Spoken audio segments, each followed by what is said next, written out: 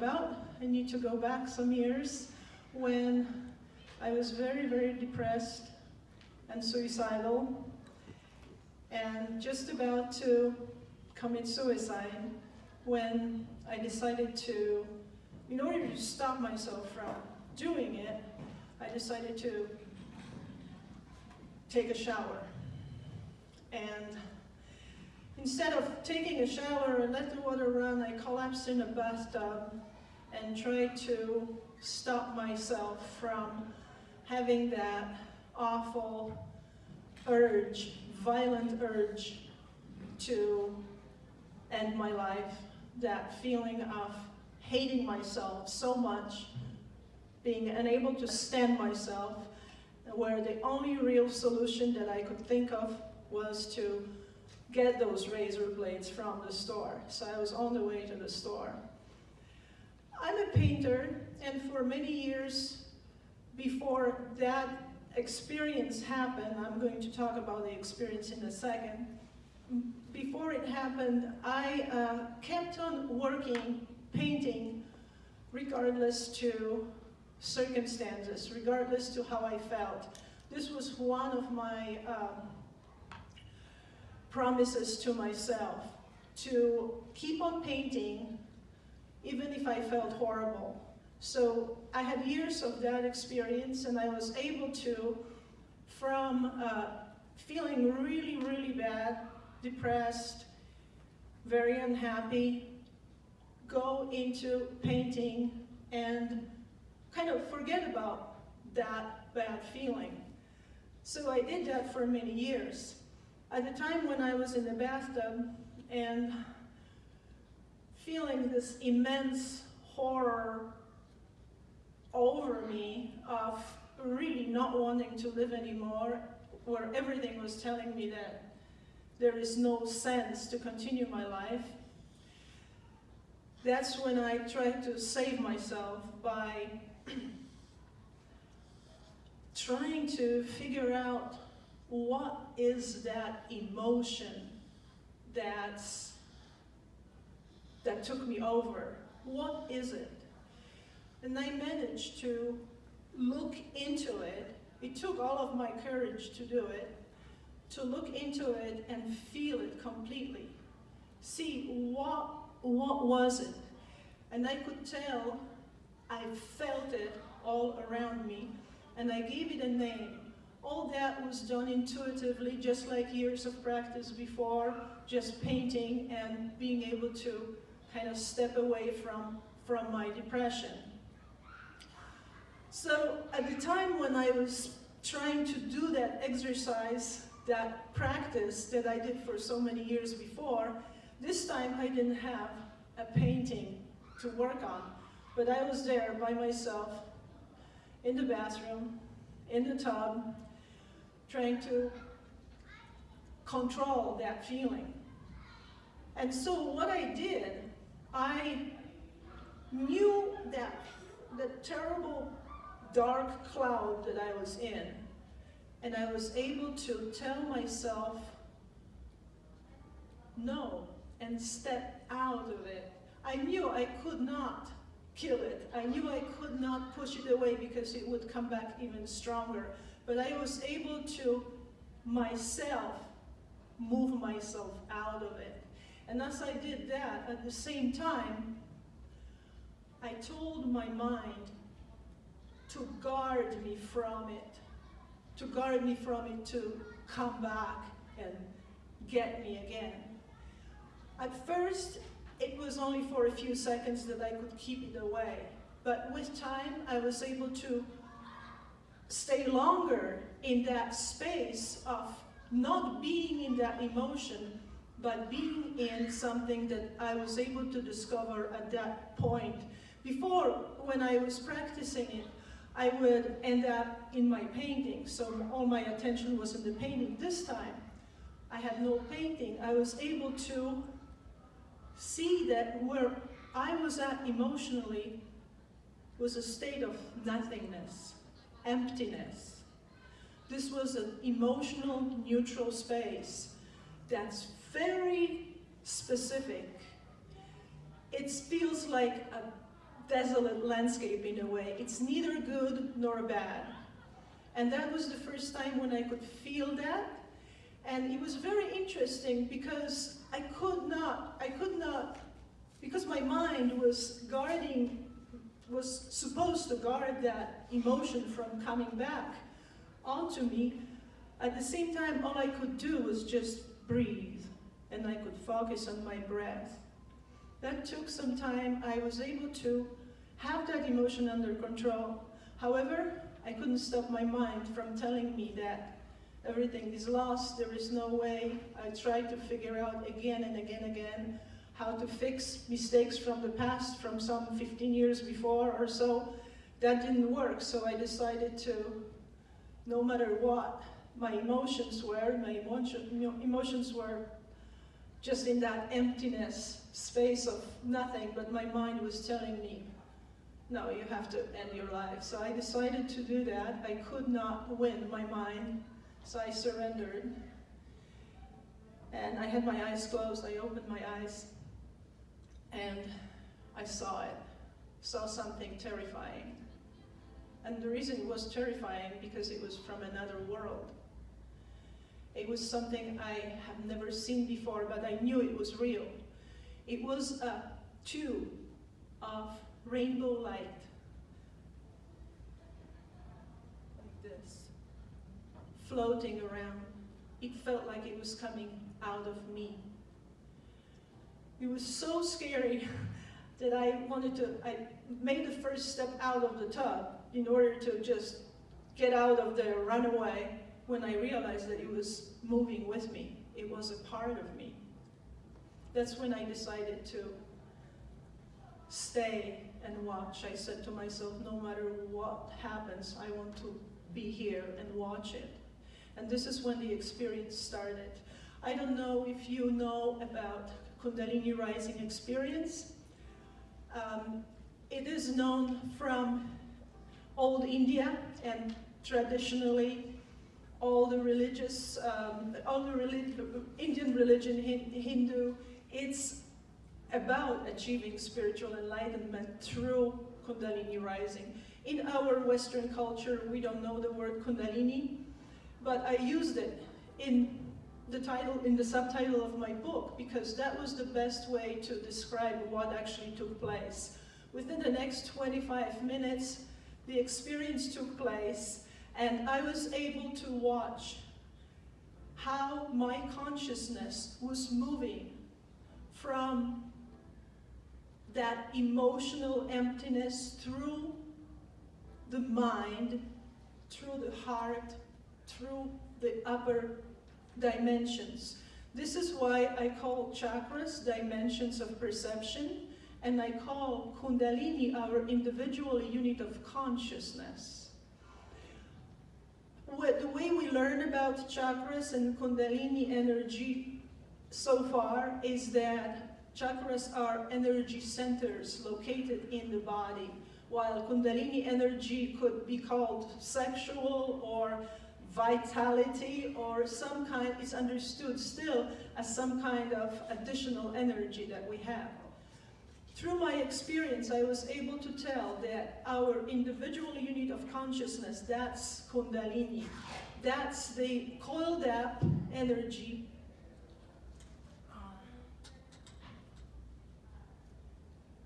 that's usually asleep at the bottom of the spine, right here. I did not have words for the experience when it happened. It took 25 minutes, and I went through most incredible occurrences in terms of visions, and actually in terms of what happened to my mind too. And although I don't have time to talk about the whole experience, I'll just let you know how my consciousness was able, because of that emptiness, because of reaching that state of emptiness, which many spiritual teachers teach about, I was able to reach the mind, and my energy, my Kundalini energy, my individual unit of consciousness, broke through the third chakra. I didn't believe in chakras at the time. I didn't know the word kundalini. What happened was that after that rainbow light was floating around me, I sat down and I started to see pictures of a little child that I thought I didn't know. And then I was able to get into that child's mind and see that the child was making some decisions, important decisions about its life. And then little by little I realized this was me. When I was 2.5, 3 years old, when I first started to think, and I remember the events from that time, and I was watching it again, as if it was happening right then. Within the next few minutes, I was able to follow each of my thoughts that I had since the time I remember thinking in this lifetime. It sounds impossible, but this is what happened.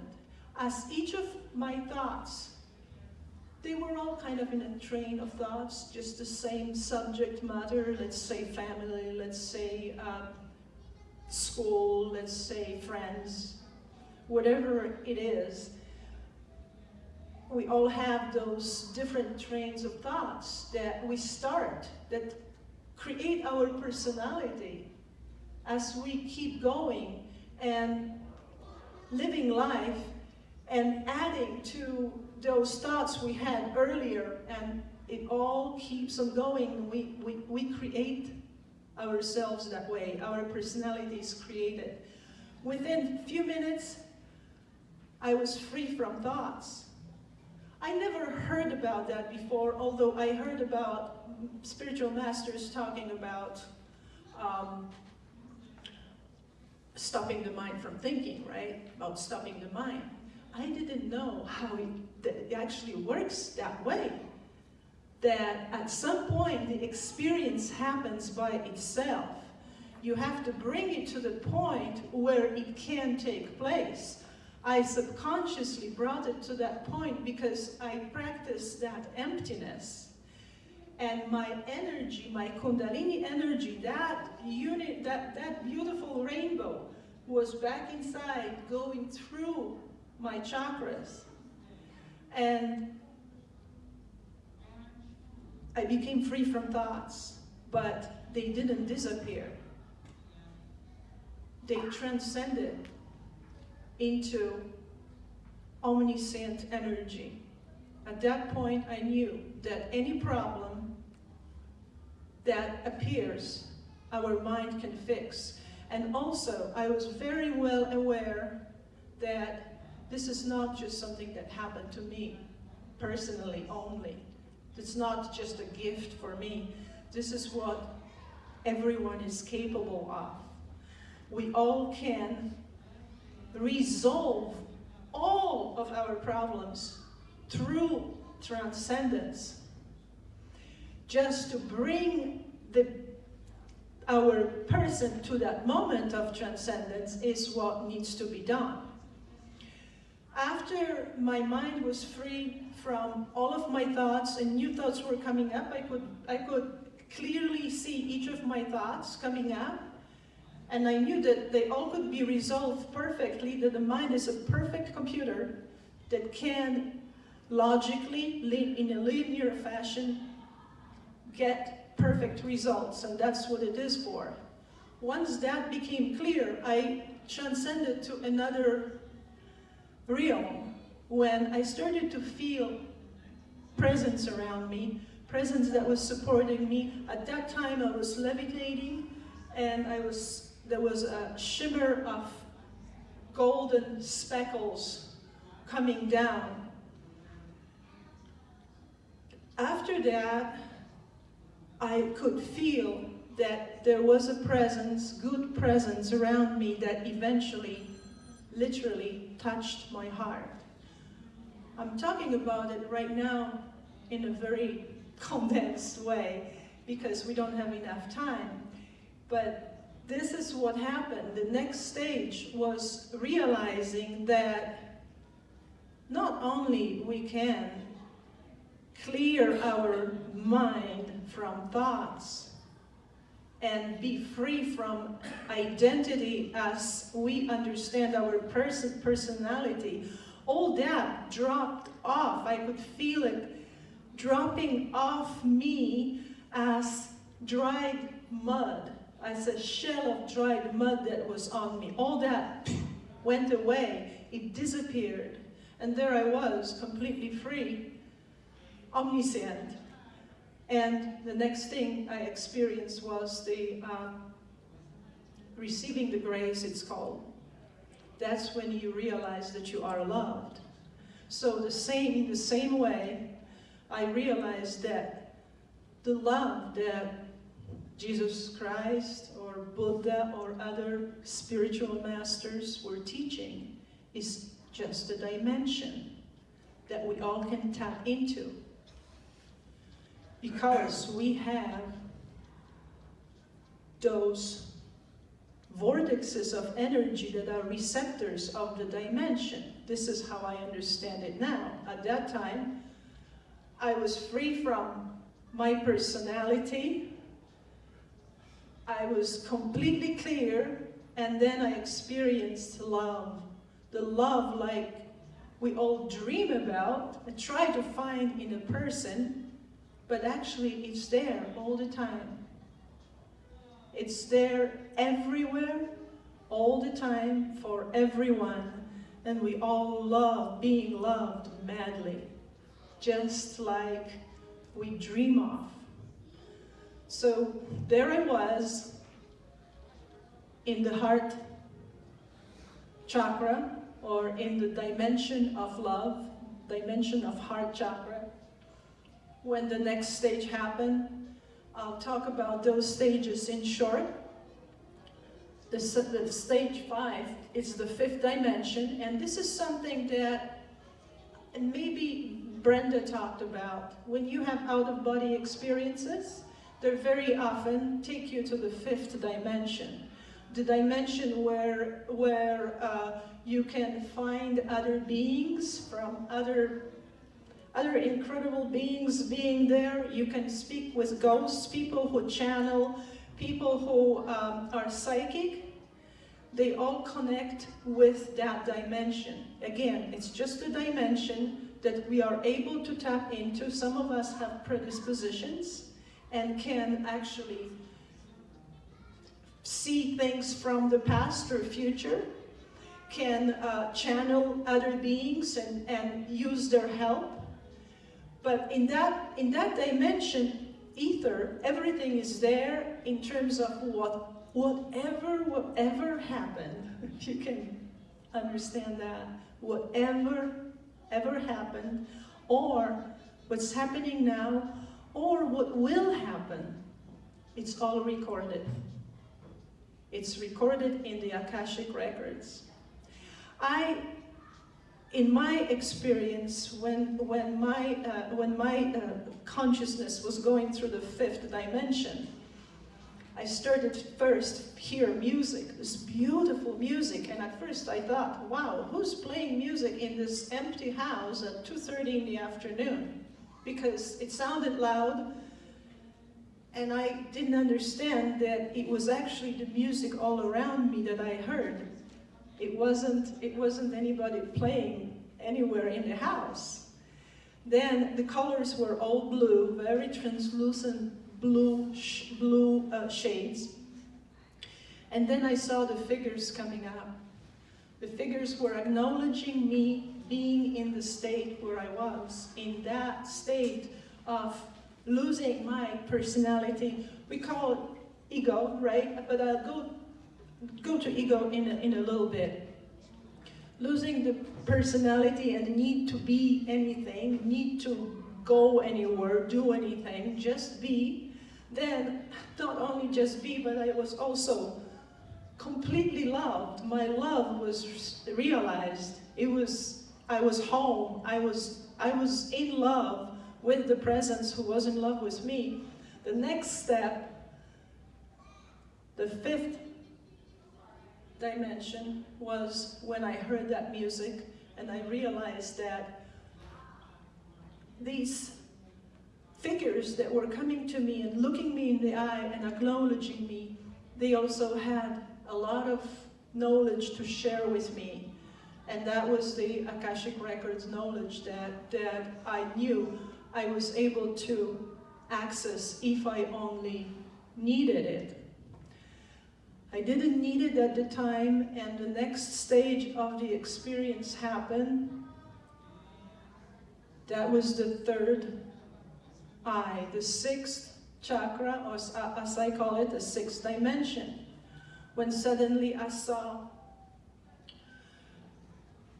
something that I couldn't understand at first at all. I've never seen that before. On the background of purple, black, there were laser-like green straight lines going into infinity and crossing in some places. And wherever they crossed, there was a little light. Little yellow, pink, white in the middle light pulsating. I had no idea what it was. But because my mind was so clear, I knew I could ask, what is it? And I got the answer. It was the matrix of creation.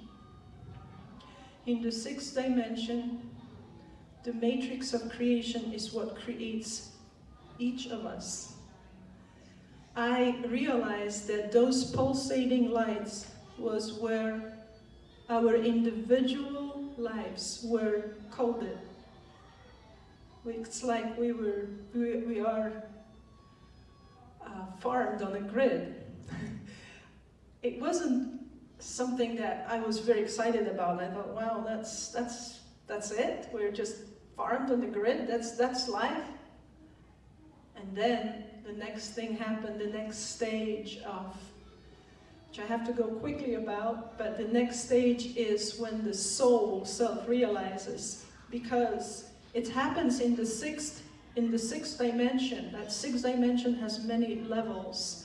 And at the time when you see that your life is being designed, you also realize that time is also a concept. And you can tell that time is made as well. It's designed.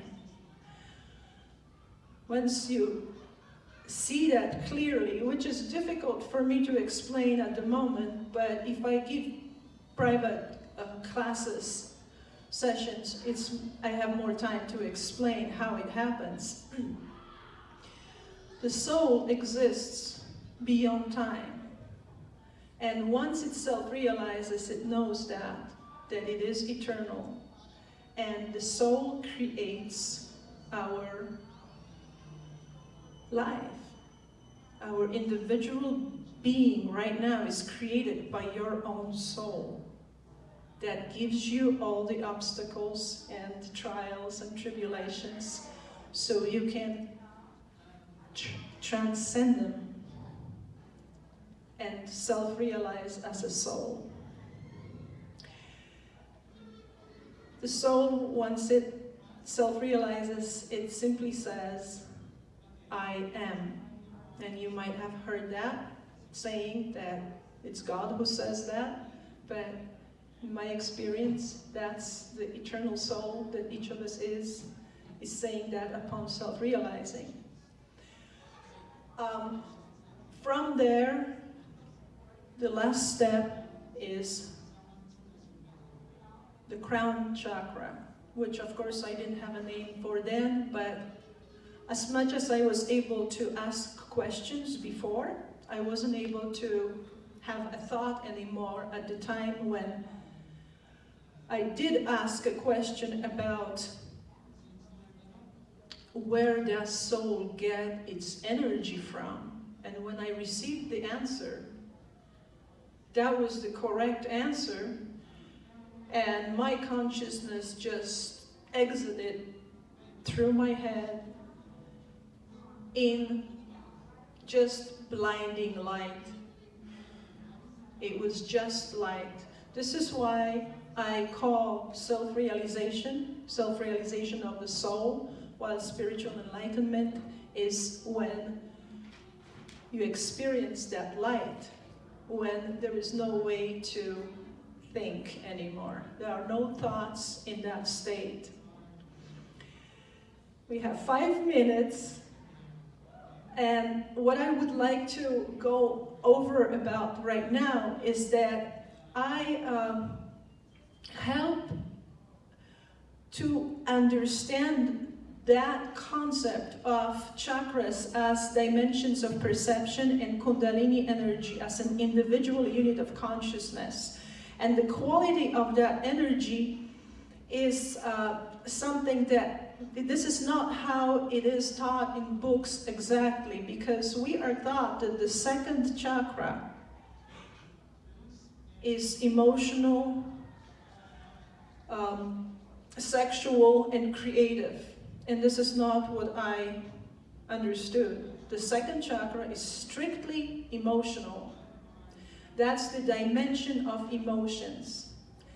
And the kundalini itself, our individual unit of consciousness, upon entering the body and creating it with the subtle body at first, it becomes of 3 qualities. It's survival, sexual, and creative. So our nature is survival, sexual, and creative. And depending on circumstances, we're executing it in that way. But it's the personal, individual quality of our kundalini energy, of our consciousness. What I help with is to be able, if there is a story, we have in our lives, we have all these stories. This happened, and he said this, and she said that. And eventually, we just get bogged down by these stories. I help to separate the dimensions in your consciousness so you can deal with each of them separately and fix each of them on your own. There are special exercises for each of them, and the lower ones, the lower chakras, is where the ego is. The dominance of the lower ones, the dominance of the lower dimensions, material, emotional, and mental, that's where we're at in our human consciousness right now. And only by training the lower chakras and cultivating the upper ones, because the upper ones we receive only as glimpses, like feeling great love. Well, sometimes we do, sometimes we don't. Or using intuition, for example. All these things belong to dimension, a specific dimension, just like I was describing the dimensions that I visited and explored when the experience was happening to me. So by training the lower chakras, we can free the energy, the kundalini that wants to go up. It wants to unite. It wants to be moving freely along the spine and make us those beings that we really have a full potential to be. We just have to develop the upper chakras because they're not always developed. And we have to train the lower ones just, kind of in a way like old and new spiritual masters are teaching. I hope that I expressed myself well and that you got something out of this today. And if you would like me to give you more information, just please contact me, and I'm very willing to help. I do private session, group sessions, and also I'm creating a program online. And I have my book as well, which explains everything too. Thank you so much. Thank you, Monique. Beautiful. Let's hear a warm round of applause for Monique.